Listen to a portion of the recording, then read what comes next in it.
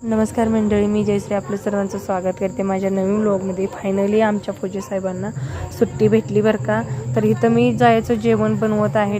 Triangle पुरी बनवल्या, त्यानंतर बघा टमाटो फुललेले जाड असे आलू पराठे खूप सारे बनवून घेतले आणि रोटीसुद्धा बनवले, चपातीसुद्धा बनवले, 3-4 वेगवेगळ्या भाज्या बनवले. त्यानंतर बघा 1 किलोचा इथं मी केक बनवून घेतला आहे मुलांसाठी. स्वतः केक बनवते.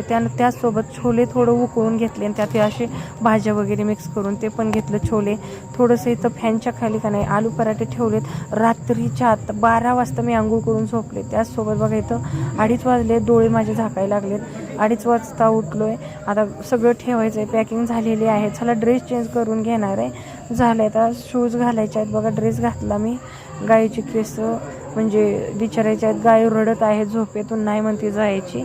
तर चला आम्ही काय करतो आता, पॅकिंग येऊ का तयार झाली मी पण. गायीचे केस पण विचारून झाले, पण गायीला जायचं नाही म्हणती झोपेतून. तर आता इथं मी गाडी एक बुक केलेली पहिली, ती झाली छोटी म्हणून त्याला कॅन्सल करून आम्ही इथं 6 सीटरची गाडी घेतली.